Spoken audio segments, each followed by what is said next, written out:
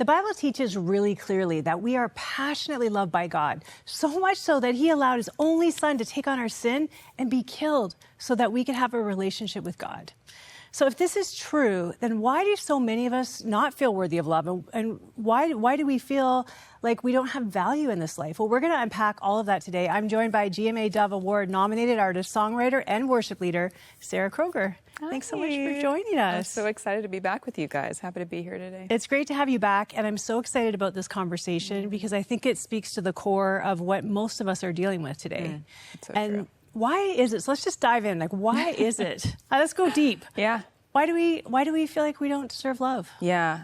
You know, this is a question I've been thinking about a lot. Is like, why do so many of us struggle with identity? Why is that a kind of a universal struggle, whether you're male, female, older, young? Like, why is this such a central theme for so many of us? And I think it's because it's a fundamental part about us. It's not just like a little like tidbit about us. It is fundamental to who we are. We are beloved to God. And so if any part of our identity can get skewed or distorted in any way, like it's the most bang for the devil's buck, honestly. Like if he can get to any piece of that, there's nothing in our life that doesn't affect. Nothing like our relationships, how we show up in the world, how we show up in our work or don't. Like there's literally nothing that doesn't touch. So our identity is core to who we are, and this work is so important for us to heal that piece and start to learn how to embrace our belovedness and love ourselves the way that the Lord does.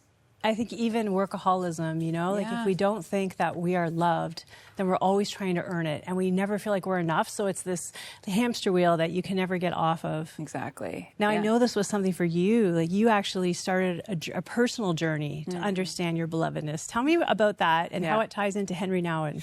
Yeah, so it all started with a book by Henry Nouwen called Life of the Beloved. I can say with certainty that 2 books have changed my life, the Bible and this book. Wow. It met me at the exact right moment. At that point in my life, if you'd looked at my life on paper, you would have thought, she's set, she's golden. She just got married to the love of her life. She's in and out of therapy. She's a spiritual director. I'm writing and releasing music. All of these beautiful things were a part of my life, and yet I kept hitting wall after wall after wall. Every room I'd step in, I'd feel just so self-conscious, just terrible about myself, constantly comparing myself, tearing myself down if I messed up. And so my life was in shambles behind the scenes, and I just couldn't figure out what was going on.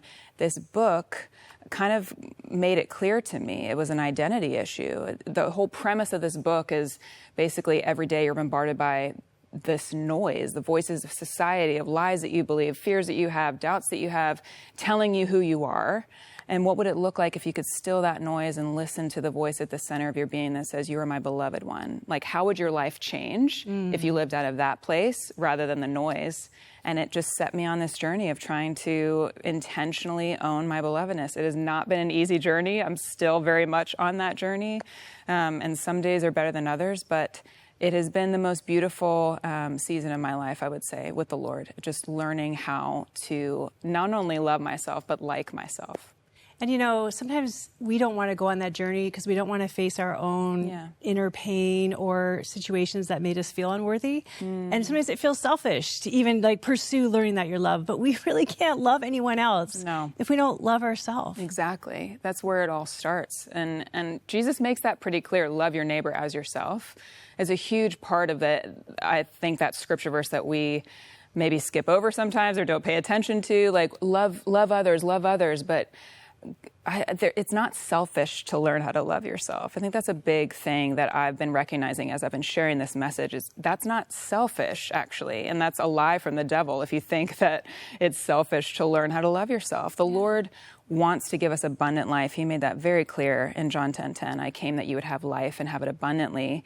And I think a part of that abundant life is learning how to see ourselves in the way that he does. And that's going to take a lifetime. We're not going to just do that once and be set for life. It's going to take a lifetime, but I believe that that's a part of his plan for us. And it's funny because this year, I think I've really realized that the entire Bible from beginning to end is a love story. It's a story of God's love, pursuing us, pursuing relationship, wanting intimacy. We can't have that if we have walls up. Yeah. You know, you were in a songwriting session in Nashville, and you were, writing songs, and all of a sudden you guys were sharing a little bit about your journey of belovedness, what you're going through, what you're facing. Tell me how that translated into a song. Yeah. So it was with these two amazing songwriters, Tony Wood and Michael Farron, and I was just sharing with them exactly what you're saying, my journey with owning my belovedness, and we actually started writing another song, and then halfway through that experience, Michael just stops us and he's like, I have this idea for a verse. And he just starts singing the verse of what became Belovedness, the song. And it felt like we stopped writing the other song. We were like, we have to write that immediately. It felt like a download. It just felt like a download from above. Like the Lord was just giving us this song. It felt beyond us. And then Belovedness, the song, came into existence. And it's been really incredible over the past 7+ years to play that song for people, to see how it's resonated with people. For me, it was such a lie to, in the moment, just think like, I'm the only one struggling with this. Like, I'm going to release this and I don't know if anyone is going to get it. And it's such a lie. Now I see that for what it is, and just recognizing how many of us are struggling with this. Like I said earlier, it's a universal struggle. You're not the only one. It's a thing that I think all of us have to learn how to navigate. And it's such a great example of how God takes our own struggles, the things that we're wrestling with, and then uses it to heal other people's hearts. Like that hard work that you're doing on your heart is actually going to multiply in the lives of so many people. And not just because of the song, but also you took the song and you made this beautiful lyrical devotional, which is subtitled, I love, Overcoming Your Inner Critic, Belovedness. Tell me a little bit about this journal, because it's so beautiful. Oh, thank you so much. Yeah, I never wanted to be an author. That wasn't on my bucket list or on my bingo card, whatever you want to say. But this song has resonated with so many people in ways that I really wasn't anticipating. And so I thought, you only get so much real estate in a song, and I wanted to break open the theme a bit more. And so the book just follows every line by line of the lyrics and kind of has stories and reflections from my own life, and then scripture verses and prayers that people can pray, just to enter more deeply into the journey of owning your belovedness. It's not a quick fix. There are no quick fixes in life, but I believe that it can be a tool for people who are even at the start of learning what that looks like to embrace their belovedness, or anywhere on that journey, really. Yeah, I heard a saying once, energy flows where focus goes. So if you're focused on learning it, like diving into this book, spending time meditating on it, all your energy is going in that, learning that and being healed and getting a revelation. I pray for that all the time, that I would know more how God loves me, because then I know I'll be able to give that to other people, right? It really matters that we take this journey. Yes. One of the lyrics that you unpacked in here is, you've owned the voices inside your head. Just talk to me about those voices, the way we talk to ourselves. Yeah, I don't know about anyone else, but I have a negative self-talk tape loop in my head that has to be interrupted. And I wasn't really aware of it until I started growing intentionally in self-awareness and recognizing, like, I say things to myself that if a friend said them to me, we would no longer be friends. And yet it just goes on in my head without me stopping it unless I'm aware of it. And so I really had to start growing in that self-awareness and not being afraid to hear the voices in my head, not being afraid to face them. I think the evil one keeps us in fear and doesn't want us to face those things, like our wounds or our struggles or whatever it is, because sometimes that can feel overwhelming. It can feel much easier to just numb out, especially with social media and our phones. It's so much easier to just kind of disconnect and not be aware of the battle that's happening internally. And the more that I've become aware of that, the more I've been able to intercept it and ask the Lord for His voice to be king in my heart and in my head. Yeah, and think about it. If we're listening to those voices that are saying, well, someone else is doing that thing that you're called to do, and they're doing it way better, or you're never going to be good enough, we're not going to do the things that God called us to do. We're going to waste our life. Exactly. We have such a limited amount of time here, and we're going to throw it all away because we listen to those voices. And you actually say they're bullies. Yeah. Now, you know about bullying because bullying almost stopped you from following your calling in your career. Yeah. I mean, it's crazy how things that kids say to you when you're younger, have a way of planting like seeds in your heart and like manifesting in your life and later in life. And I really did struggle with bullying in elementary school. And for the longest time, it kept me from wanting to share my gifts with people, my gift for music and just like even who I am. I felt like I didn't want to share that because I was so afraid of that being rejected for so long. And the Lord has done a massive healing work in restoring that love for myself and recognizing that like the quirks of who I am, like that's what makes me who I am. That's a gift that I have for the world, like just like anyone else. Like each of us have a piece of God's glory in us that I believe we're each made to shine in our own individual beautiful ways. And if you decide to hide that under a bushel, like it's only costing the world. Honestly, it's costing the world. Think about how many billions of people there are in the world, and not one looks the same, acts this. Like, how did he make so many different kinds of people?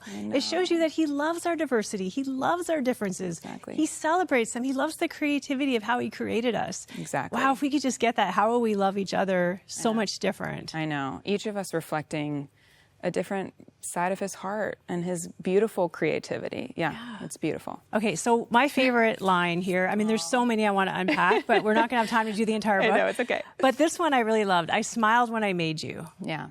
Talk about that one because, wow, like I don't think a lot of us realize that. Yeah, I've been thinking about that a lot, just the idea of being delighted in and how that's an active thing. Like you have to embrace that you are delighted in. You have to be willing to be delighted in. You have to be willing to be looked upon, you know what I mean, in a moment like that. And to think about God delighting in you requires you to be still for a moment and think, yes, I want you to see me exactly as I am. I want you to see my flaws and the beautiful things about that make me who I am and everything in between. And he delights in all of that. And being able to sit in that, I think, it's an active, participatory kind of thing. And I think it requires our yes, you know what I mean, to be delighted in. And so that's what I've been thinking about a lot with just going to the Lord and just remembering I am delighted in. And he smiles when he sees me. Oh, I love that. And, you know, a lot of people who are receiving this message from your song said, I wish I'd known this when I was younger. And you actually decided to write a children's book so that kids can start off with that and not have to fight their way through life as many of us had to do, thinking that God actually loves us. Yes, I know. It's crazy to have an adult devotional and a children's book. It's wild to me that that's in existence. But truly, when I was a kid, I wish that I had these truths just planted in me like little seeds, like I was saying earlier, from a very young age, because who knows how my life could have been different and the pain that I could have avoided if I had truly known my belovedness from young age. That's the goal and the hope for that book. I love the fact that you're pursuing it now. I can't wait to see what you create next as you remove all those barriers that the lies about ourselves put in the way and just open yourself up to possibility. We all need to do that. Yeah. Now, if you're watching and you're going, this is me, I'm struggling with these things, I don't feel loved, people in my life haven't loved me well. Well, somebody does love you well. You know, I heard the phrase live loved. It's one of my favorite phrases. What would it be like if you lived loved? Well, if you want to know that, if you want someone to pray with you, that's why we have 24/7 prayer lines. Give us a call right now, 1-866-273-4444, or shoot us an email at prayer@crossroads.ca. What you've experienced so far is not where you have to end up. And if we commit to this journey, who knows what God could do in your life? Sarah, thank you so much. I just love everything you've created. Keep creating. Thank you so much. Thanks for having me.